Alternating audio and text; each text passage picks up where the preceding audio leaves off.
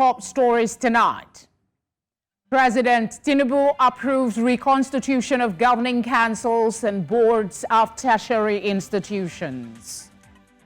Court finds Kano government 10 million naira for violating ousted Emir Bayero's rights. And Nigeria drops tax evasion charges against Binance executive. South Africa opposition leader Malema submits impeachment request against President Ramaphosa. Thank you for joining us. I'm Felicity Ezewike. Our coverage tonight begins with court matters, as we understand that a federal high court has fined Kano government the sum of 10 million naira for violating the rights of deposed Emir Aminu Bayero. The development comes following Justice Liman Mohammed of the Federal High Court, Kano State, declaring that Bayero has jurisdiction to be heard. Justice Mohammed had on Thursday given the judgment in a case filed by the kingmaker Aminu Baba Dan Agudi. Agundi had filed a case on the fundamental human rights of Bayero in the ongoing Emirate tussle. A Kano State High Court had also ordered substituted service on Bayero and 4 other emirs in a case filed by the Kano State government to restrain them from parading themselves as emirs.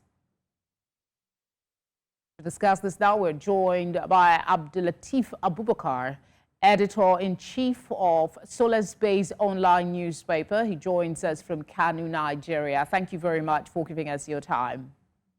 Okay, I understand we don't have connection established with Abdul Latif. We'll try and do that and get back to that story. But continuing with court matters, the Federal Inland Revenue Service has dropped tax charges against Tigran Gambayan, Binance head of financial crime compliance. The charges were dropped on June 14, according to FIRO's spokesperson, Dare Adekombi, who confirms the charges against Gambayan and another individual were being dropped. Binance stated this latest move demonstrates Gambayan is not a decision maker at the firm. Gambayan and Nadim Anjawala, Binance regional manager for Africa, were detained on February 28 for tax evasion and money laundering. While Anjawala escaped custody, both executives and Binance faced charges. The lawsuit filed accused Binance of tax evasion. U.S. lawmakers criticized Nigeria for detaining Gambayan, but the federal government insisted on due process. We'll come back to court matters much later on in the bulletin. Let's now bring you this story that Nigeria's President Bola Tinubu has approved the reconstitution of governing councils and boards of federal universities, polytechnics and colleges of education. This was contained in a statement on Friday by the Permanent Secretary, General Services Office of the Secretary to the Government of the Federation, Emir Bayero. He noted that approval was given for the effective management of Nigerian tertiary institutions across the country. The Armed Forces of Nigeria on Friday announced the deployment of 197 personnel for the peacekeeping mission in the Gambia. Chief of Operations, Nigerian Army, Major General Boniface Sinjan, disclosed the deployment in Jaji, Kaduna State at the graduation of troops of Nigerian Company 9 Economic Community of West African States Mission in the Gambia. 197 troops began pre-deployment training PDT on May 4 at Martin Luther Agui International Leadership and Peacekeeping Center, Jaji, Kaduna State. According to him, the PDT is in line with the commitment of the Chief of Army Staff, Lieutenant General Taoreed Lagbaja, and the Armed Forces of Nigeria in deploying quality peacekeepers in support of international peace and security. Still talking security, following New Central's town hall meeting held in Plateau State aimed at restoring peace, Managing Director of New Central, Kayode Akintemi, has reiterated his commitment in ensuring that the seemingly elusive peace in the plateau is restored. He was speaking when he paid a courtesy call on the General Officer commanding 3 Armored Division and Commander Operation Safe Haven, Major General Abdulsalam Abubakar as part of events for the town hall in Jos to enthrone peace. New Centro's Chizoba Anyowe was on the entourage and now reports. Lieutenant Colonel Ishaku Takwa welcomed Mr. Kintemi, Managing Director of New Central TV, and his team to the headquarters of the 3rd Armored Division, Maxwell Kobe Cantonment, Rukuba. Mr. Kintemi's visit marks his first time in Plateau State. For him, the need for both investigative and developmental journalism as vital tools to achieving peace in Nigeria is one of the reasons the media mogul is in the office of the GOC. The reason why we're here is because personally I have chosen a path where I believe that there is a need for peace to reign in Nigeria and for development to be one that can almost be described as endemic, that there is development across board all around the nation. So for that reason, we have opted to make News Central a station that is focused on developmental journalism and investigative journalism. Commending the army boss in the state for his unwavering efforts in enthroning peace on the plateau, Mr. Kintemi says his collaboration is sure. From our perspective, we're keen to support you. We will do everything possible to collaborate with the Nigerian Army here in Plateau State and anywhere else that they operate. Our job is to make sure that we give you the right reportage, because when you don't give the right reportage about what the military is doing, you create a situation where there is no understanding of your work. With such synergy among stakeholders in place, the GOC 3 Division and Commander of Operation Safe Haven is optimistic that peace will soon thrive on the plateau. We are determined to make sure that we bring the crisis on the plateau to an end. And that will include us bringing all stakeholders on board. And that is where you also come in as the powerful fourth estate of the realm. You have a very important role to play. And that was why I insisted that this morning too, no matter how tight it is, we should be able to meet and cross-fertilize ideas.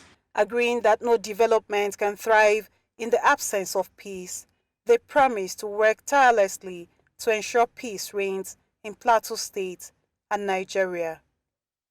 In Jos for New Central, Chizoba Anyowe. Many thanks, Chizoba.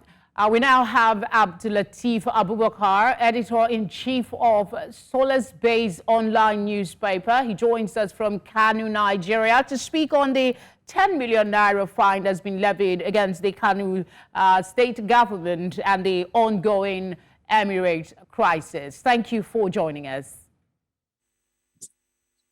Very much for having me. All right, what impact does the justice ruling in this case now have on the ongoing crisis? Thank you. It doesn't seem to have any serious impact in the sense that presently, as we speak, I think there are about almost about 4 or 5 cases that has to do with the emirate tussle, because there are about 2 cases at the State High Court, while we have another 2 at the Federal High Court. And just one of the one at the Federal High Court was decided today that has to do with the fundamental human right of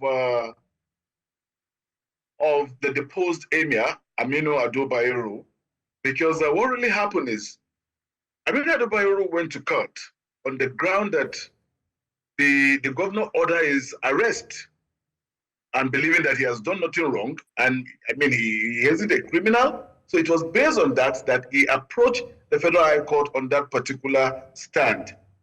The other case that took place today at the Federal High Court, because there are it's at 2 courts of the Federal High Court. The one by Justice Amobeda was the one that fined the Kano State government 10 million naira. The one before Justice Liman had been adjourned till next week. because it has to do with issue of jurisdiction and order seeking to revalidate the Kano Emirate 2024 Kano Emirate law that was enacted that deposed Aminu Ado Bayero as the emir.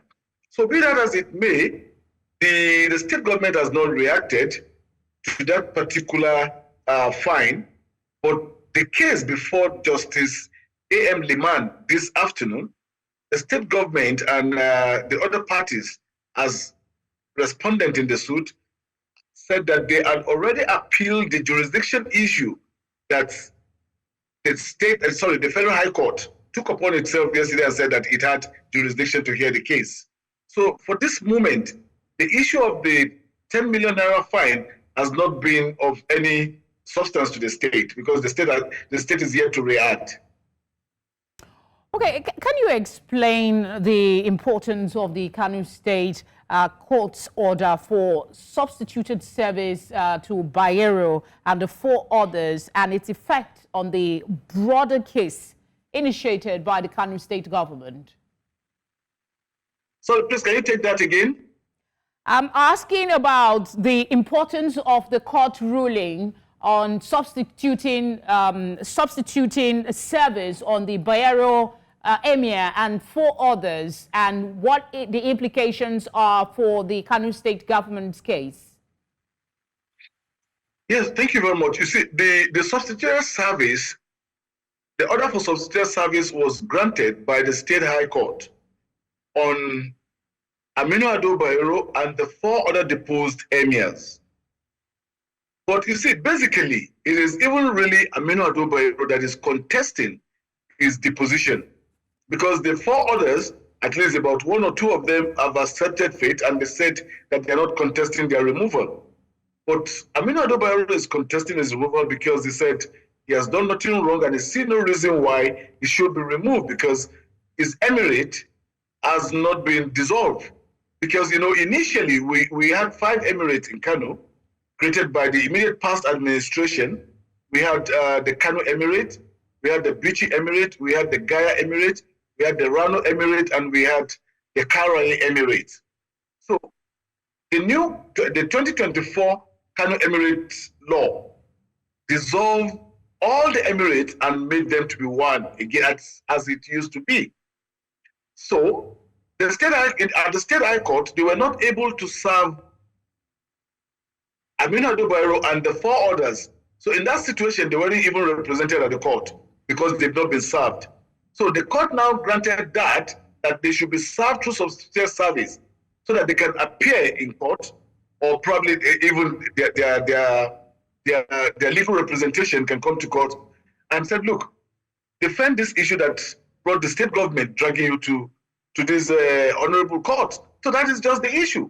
So the issue now is the substituted service served on them will now afford them to be represented in the court. That is the situation so far. All right, before I let you go, it's imperative I try to find out from you, for someone who interacts with the people, what are they saying regarding the controversy around the emirship, and, you know, what are their worries at the moment? I have to be very honest with you. You say the people are not bothered, so to say. Because why do I say the people are not bothered, so to say?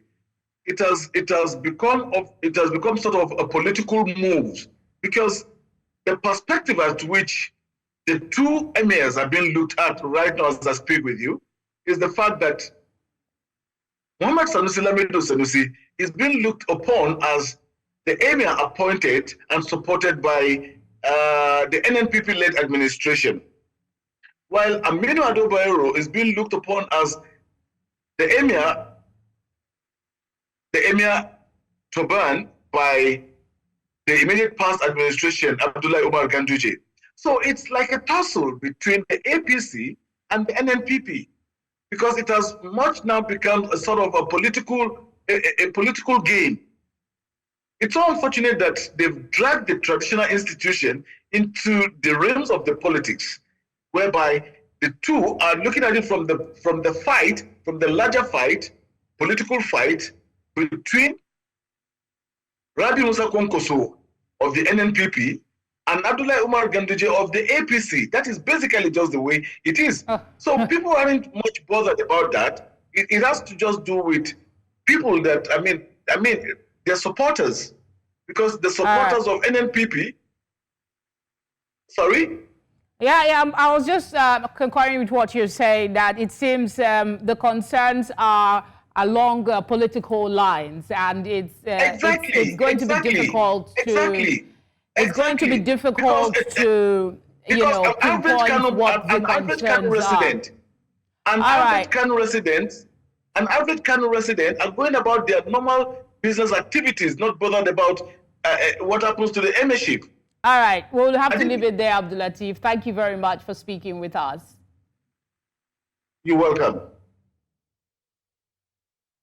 Coming up, Appeal Court orders Rivers Assembly to maintain status quo on defected lawmakers. Details after the break.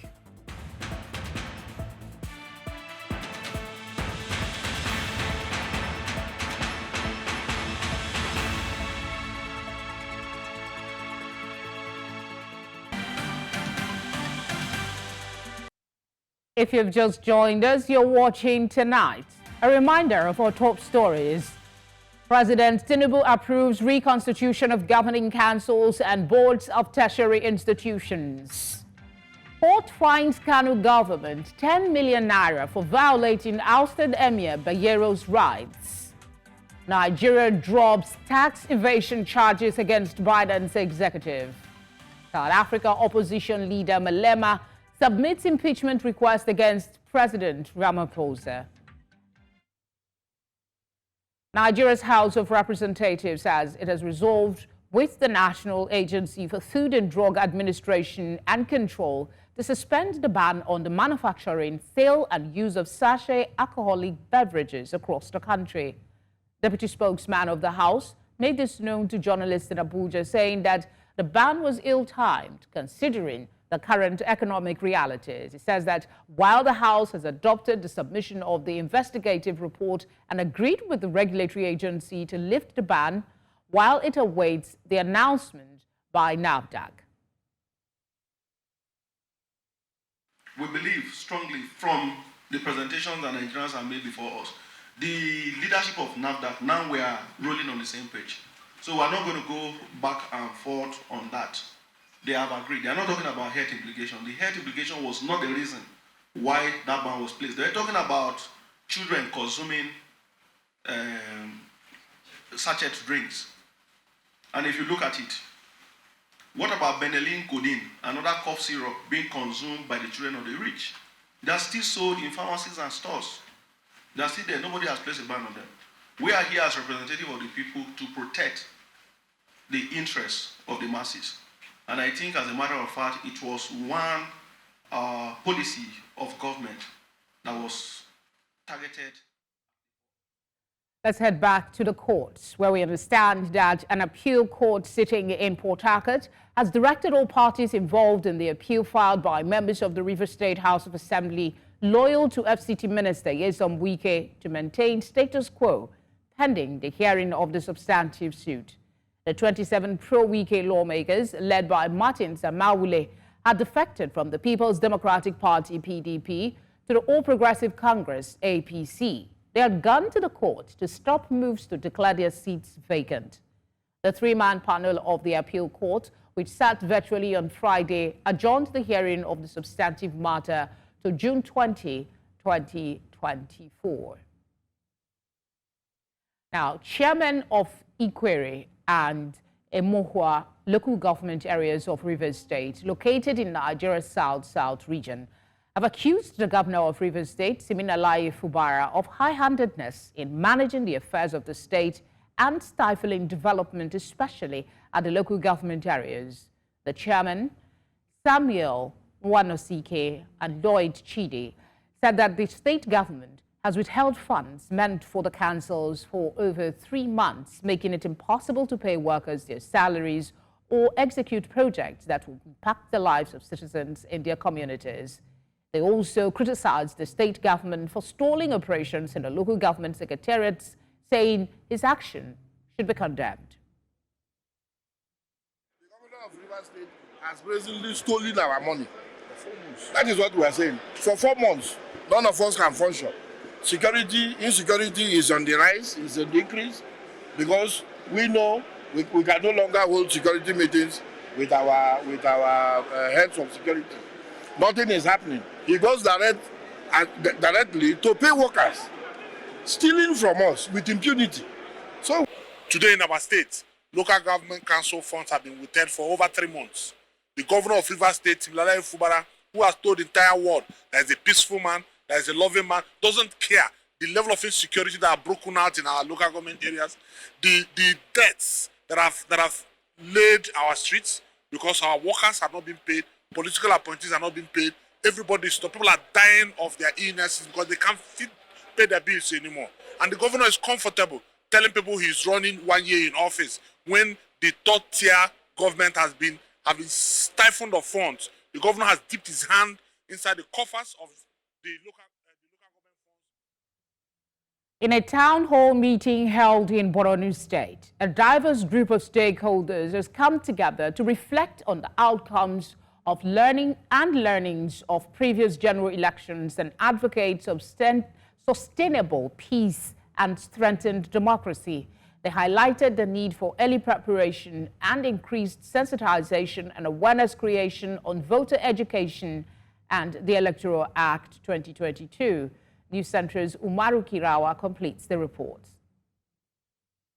It has been over a year since the general elections in most Nigerian states took place. This multi-stakeholder engagement seeks to reflect and share indigenous approaches deployed during the last election, highlighting key successes and lessons learned for improvement. We are supposed to start now to start educating people, advocating and sensitizing people about the need, because many of us, many of Nigeria are losing faith in the electoral process. We need fund, 1. 2, we need logistics. Logistics like how? If you recall, National Orientation Agency is from former MAMSA. If you remember those days when MAMSA is there, each and every local government has vehicle that will go nooks and crannies of the local government to sensitize people. Now, even at the state headquarters, we have only 2 vehicles. Some of the stakeholders stressed the need for sustained engagement with grassroots communities to build trust and confidence in the electoral system. Maiduguri at that time was hosting over 2 million IDPs. Most of these people lost their voters' card, and we are very grateful to the federal government of Nigeria and the Borno State government and the National Electoral Commission for reintroducing the registration of eligible voters. INEC is all inclusive now, and there are other priorities given to persons with disability. They were given a priority that they can have a quota to participate during election. The creation of a technical working group called Peace Hope Committee, comprising representatives from all organizations and agencies to serve as focal point for all electoral matters, was also suggested. This meeting that is supported by the European Union, the basic thing that this meeting is helping us achieve is to link the various structures, and that collaboration is to help us start this process now. The stakeholders expressed commitment to working closely with the relevant authorities to ensure the recommendations from the town hall meeting are incorporated into the ongoing efforts to strengthen electoral processes and promote sustainable peace and democracy. In Maiduguri for News Central, Umaru Kirawa. Many thanks, Umar. Dr. Daniel Buje, a Nigerian leading a Pan-African team, has brought glory to the continent by clinching the 2024 Sustainability World Cup. His team, Team Hakuna Matata Akabo Umwedo Africa, were announced winners of the Digital Enterprise Show in Malaga, Spain, which held from June 11 to 12, 2024. Dr. Muje, named the 2024 Best Sustainability Leader, skillfully guided Silas Ochaka, Uganda, Prince Uchebu, Nigeria, Leonard Tabengwa, South Africa, Zimbabwe, and Delight Chimduto, Nigeria. He emphasized the urgent need for global leaders, particularly African leaders, to empower the youth within their territories by intentionally including them in the pursuit of sustainable development goals across the continent. Dr. Muje, team lead 2024 Sustainability World Cup champion and founder, Team 54 Project International. He joins us now. Thank you very much for speaking with us. Thank you for having me, and thank you for the extensive research. Good job. I mean, we must celebrate our own. That's the whole point, to encourage. This is a trailblazing feat, indeed. How do you feel to be the leader of the team that brought glory to the continent by clinching the title? Yeah, thank you so much, Ma. First, I want to thank your organization and the leadership of your organization, Mr. Kayode Akintemi, for always supporting young, innovative people and for always pushing out content that can help. For me, I am just part of all those wonderful, amazing, highly intelligent Nigerians that are super smart, that are always asking our elders and our leaders that we are so innovative, we are so smart, we are so intelligent. All we need is for us to ensure that we are guided to the right place. Doctor, can you hear me? All right, I think we lost connection for a bit. If you can hear me, could you speak up? We'll try that again shortly. We apologize for that glitch, but we'll try to come back to that story if we can. For now, let's move on to health matters. Nigeria reported 65 confirmed cholera cases and 30 deaths across 96 local governments in 30 states from January 1 to June 11. This is according to the Nigeria Center for Disease Control and Prevention, NCDC. The NCDC issued a public health advisory warning of rising cholera cases as the rainy season continues. A recent outbreak in Lagos State led to around 60 hospitalizations and 5 deaths within 48 hours. In 2024, 1,141 suspected cases were recorded with 10 states: Bayelsa, Zamfara, Abia, Cross River, Bauchi, Delta, Katsina, Imo, Nasarawa, and Lagos, accounting for 90%. Cholera, a highly contagious disease, spreads through contaminated food or water and poor sanitation. Symptoms include sudden watery diarrhea, vomiting, nausea, and fever.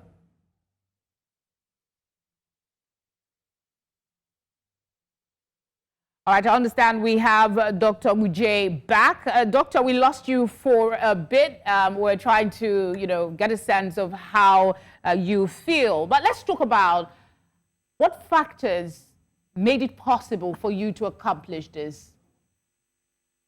Yes, one of the factors that made it possible for us to achieve this is the motivation that the African young man and woman, or a youth in Africa, is tired of living in the past glory, is tired of being held back by the narrative that Africans are not smart, Africans are not innovative.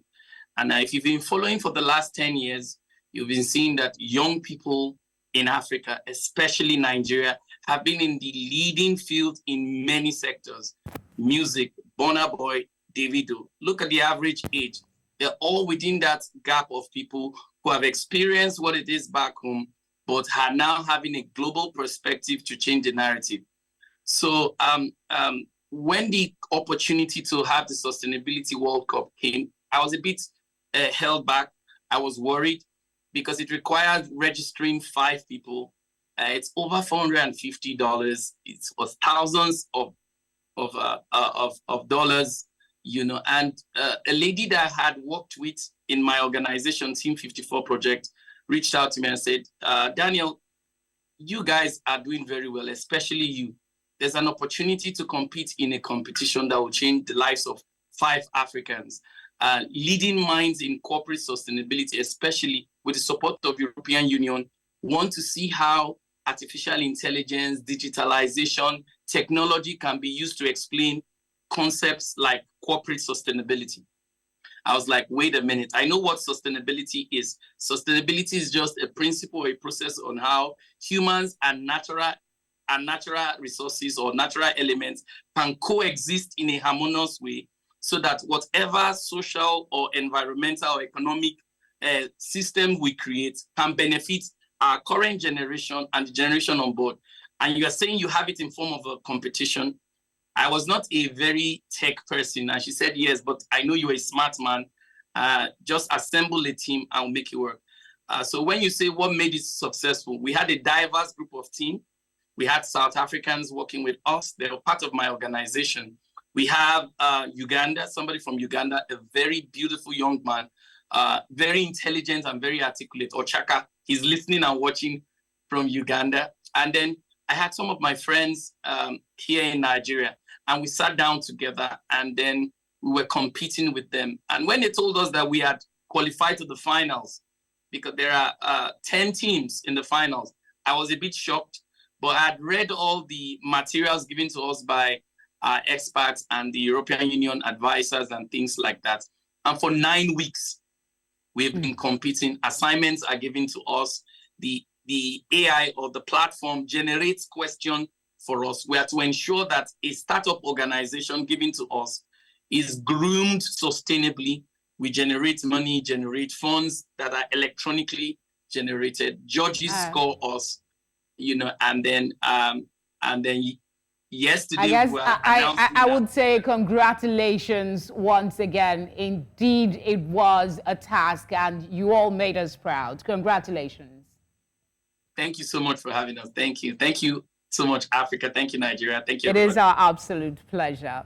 Still ahead on tonight, Niger court scraps court immunity of deposed President Bazoum. After the break, we'll bring you details. Stay with us.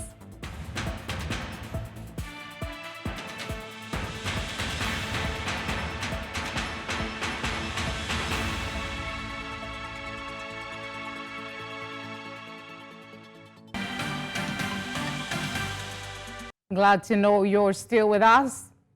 Outside Nigeria, the top court in military-governed Niger has lifted the immunity of the country's deposed president, Mohamed Bazoum, paving the way for a possible trial nearly a year after he was overthrown by soldiers. Abdul Dan Galadima, president of the state court, the country's highest legal authority that was created in November by the military government, announced the decision on Friday. Under house arrest with his family, Bazoum is accused of having spoken by telephone with French President Emmanuel Macron and United States Secretary of State Antony Blinken in a bid to secure Western support during the July 2023 coup. The court proceedings were postponed twice, with Bazoum's lawyers complaining of several obstacles to the right of a defense.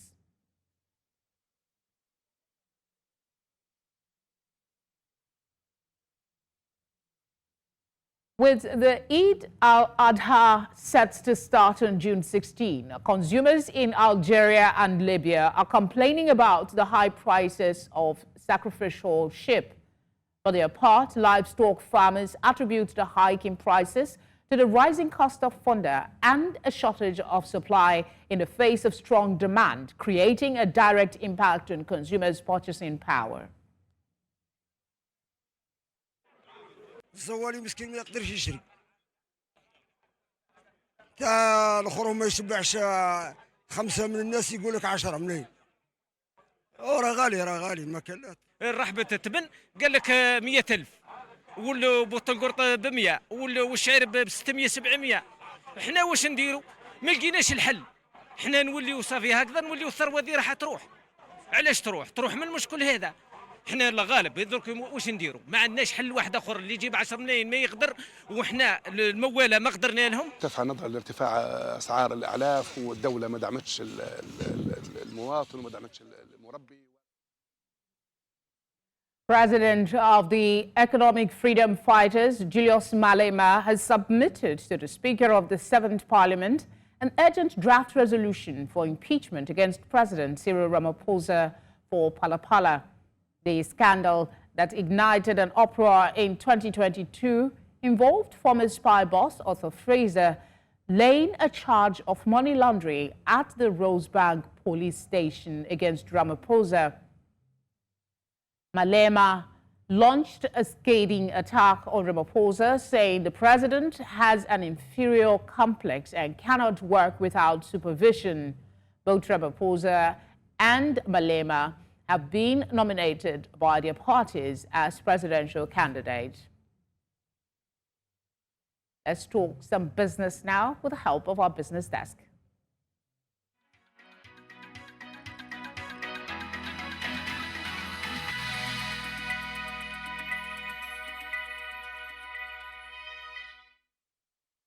Business news in association with Money Master PSB, the easy way to master your money. Talking business tonight, Ghana's state-owned electricity company has announced a 3-week power interruption due to a decrease in gas supply from Nigeria. The reduction in gas supply is as a result of maintenance work being carried out by a gas supplier in Nigeria.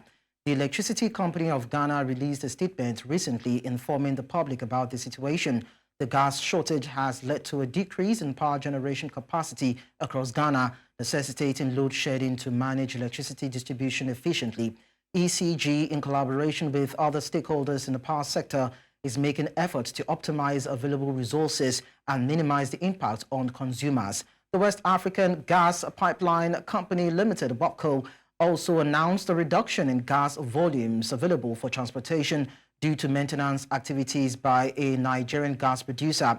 The pipeline, spanning 678 kilometers, transports natural gas from Nigerian fields to markets in Benin, Togo, and Ghana. Now, according to local media reports, the South African rand strengthened on Friday following news of a potential unity government formed between the African National Congress and the Pro-Business Democratic Alliance, DA. At 09:46 GMT, the rand was trading at 18.3850 against the dollar, approximately 0.3% stronger than its previous close. The ANC, which lost its parliamentary majority in the May election, reportedly agreed to a government of national unity with parties such as the DA, the Inkatha Freedom Party, and the Patriotic Alliance, as stated by the public broadcaster SABC. It is expected that Cyril Ramaphosa of the ANC will be re-elected as president. However, they caution that the coalition may be fragile. Crude oil prices remained steady on Friday and were on track for their best week in over 2 months, buoyed by positive projections for crude oil and fuel demand.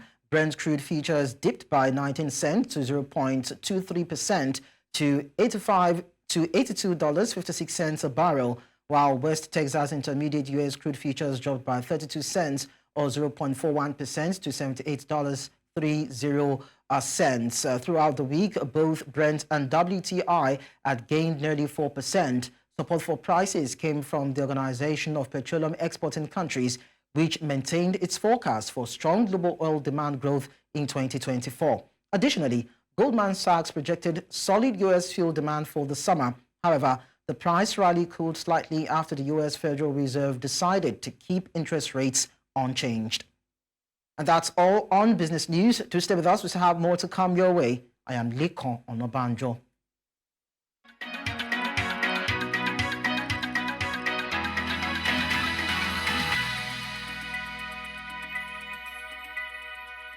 Business news in association with Money Master PSB, the easy way to master your money.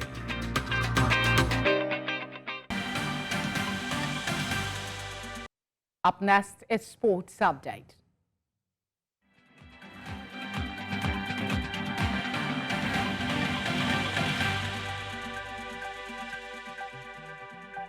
Sports Update, brought to you by Corn Oil. Corn Oil, we go the extra mile. In sport, hopes of Nigeria qualifying for the Billie Jean King Cup World Group 2 came crashing today in Nairobi, Kenya. The Nigerian ladies slumped to a 3-0 loss against their South African counterparts in the final Group 3 qualifier of the tennis tournament to end any hopes of progressing to the next stage. Nigeria's highest-ranked women player, Oyilomo Quadri, fell 3-6, 3-6 in the first singles match against Gabriel before Adesuwa Osabuhome collapsed 1-6, 1-3 to Isabella Kruger in the second game. South Africa also took the doubles rubber with a 6-3, 6-4 defeat of the Nigerian pair of Divine Uweke and Osabuohem. Having beaten Kenya on Thursday 2-1, a victory today against South Africa would have ended Nigeria's passage to the World Group 2, but the eventual loss has put paid to their dream. The South Africans are now better positioned to progress ahead of the Kenyans, who need a 3-0 win in tomorrow's tie with their competitors to nick the ticket to Group 2 of the World Cup of Tennis. Away from there now to table tennis, where the International Table Tennis Federation, ITTF, has formally confirmed the eventual qualification of Nigeria's Quadri Aruna and Algeria's Linda Logorabi from Africa for the singles event of the Paris 2024 Olympic Games in France. The confirmation was made in a statement issued on Friday by the ITTF with representation from Africa, the Americas, Asia, and Europe. With less than 50 days to the Games, this week's World Ranking Update has seen 8 athletes secure their participation based on the selection of the continental quotas allocated by World Ranking. The men's singles draw welcomes African powerhouse Quadri Aruna from Nigeria alongside the Americas' rising talent Nicolas Borgos from Chile, Asia's Kirill Gerasimenko of Kazakhstan, and Europe's Alvaro Robles of Spain, who previously qualified in mixed doubles, also confirmed their sport. 86 men and 86 women are expected to compete in the singles event of the Olympic Games. And out to football, the Nigeria Under-17 women team, the Flamingos, have qualified for the 2024 FIFA Under-17 Women World Cup to be hosted by the Dominican Republic after defeating their Liberia counterparts 2-0 at the MKO Abiola National Stadium, Abuja. A goal in each half from Amodi Chidi was enough as the team secured tickets to the Dominican Republic. Nigeria qualified 6-1 on aggregate, having won the first leg 4-1 in Monrovia. It will be recalled Nigeria finished third at the last edition held in India. The 8th FIFA Under-17 Women's World Cup finals will be staged in the cities of Santiago de los Caballeros and Santiago Domingo in the Dominican Republic from 16th October to the 3rd of November. At a wrap-up sports update, we go to athletics, where teenage sensation Reynald Cheroit upstaged veteran runners to win the 1,500 meter at the Kenyan Olympic trials to seal his ticket to the Paris Games. In a competitive race and with only the top 2 guaranteed a direct ticket to the Olympics, Cheroit showed great strength to hold off the challenge of Daniel Mongiti and former world champion Timothy Cheroit to emerge victorious. The 19-year-old crossed the line in a time of 3 minutes 35.63 seconds, with Munguti managing 3 minutes 35.80, while Timothy Cheroit clocked 3 minutes 35.90. Cheroit can look forward to a fruitful Olympics, where Norwegian Jakob Ingebrigtsen, the Olympic champion, and Britain George Kerr, the world champion, await. And that wraps it up on Sports Update. I am Favor Itwa.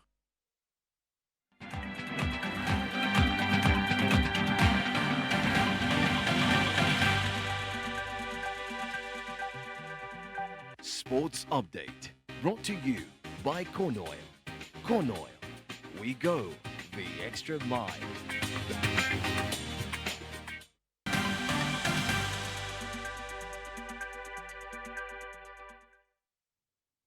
Time now for the latest entertainment stories from our entertainment desk.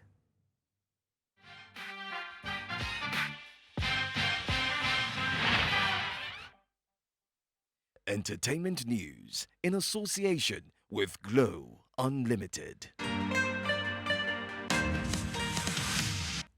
And now in entertainment tonight. In another record-making feat, Burna Boy has become the African artist with the highest grossing tour in Canada. According to the post shared by Touring Data yesterday, Burna Boy grossed $5.7 million from 69,219 tickets sold from his 6 concerts as part of the I Told Them tour in Canada, which is an African record.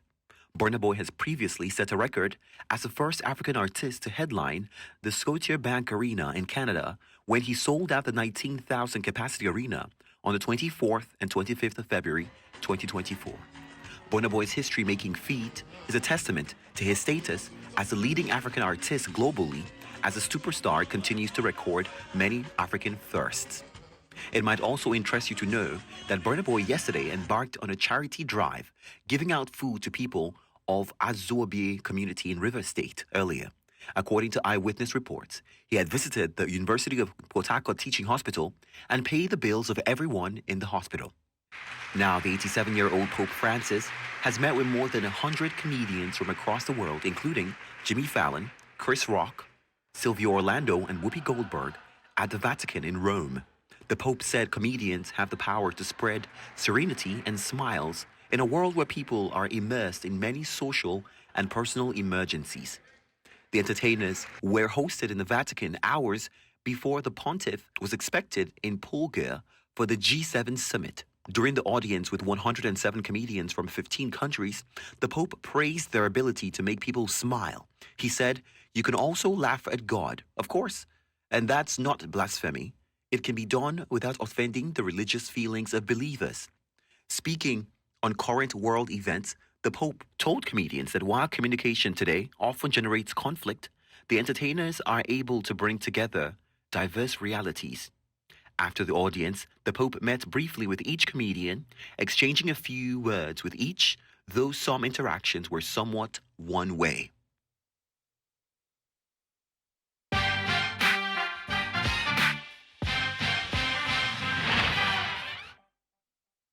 Entertainment news in association with Glow Unlimited.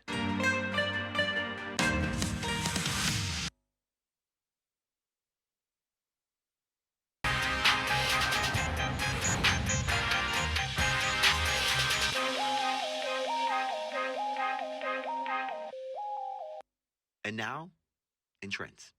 The Ghana Grid Company and the Electricity Company of Ghana have made a public press statement addressing power supply issues, gas challenge from Nigeria.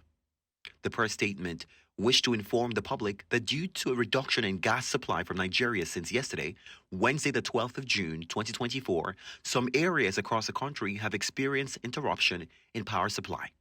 The West Africa Gas Pipeline Company, in a statement, had explained that the reduction in gas supply was due to maintenance works being undertaken by a gas supplier in Nigeria and is projected to last 3 weeks. The maintenance has caused a reduction in overall power generation capacity in Ghana, which could result in load management over the period of the work. Gridco and ECG, however, wish to assure the public that they are collaborating with other stakeholders in the power value chain to optimize available resources to ensure minimal impact of the reduction in gas supply on customers. Now let's look at some of the reactions from people on social media. This one from Kev O. It says, "At least Ghana respects the citizens enough to make an outage announcement. When it comes to the country I am from, they're prone to act like they're doing the citizens a favor for what the citizens paid their hard-earned money to expect from them." And this one is from Master Aditoye. It says, "As an ordinary Nigerian citizen, things you don't know about this country is much more beyond your imagination. There's a high chance that you will get angry, pissed, or sad when some of these things get revealed or exposed." And finally, this one from Salako. It says, "So the 24 hours light that those egg-eating Ghanaians brag about is supplied with Nigerian gas? Nigerian gas that doesn't serve Nigerians and keeps us in darkness? So Nigeria is currently happening to Nigerians and Ghanaians. You've got to stand Tinubu, a multitasking, staggering king." Now that's what you can take tonight.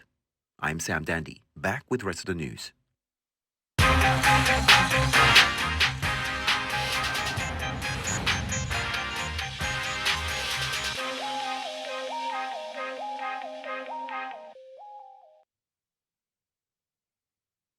And that's all tonight. But before we go, let's take another look at some of the major stories. President Tinubu approves reconstitution of governing councils and boards of tertiary institutions. Court fines Kano government 10 million naira for violating ousted Emir Bayero's rights.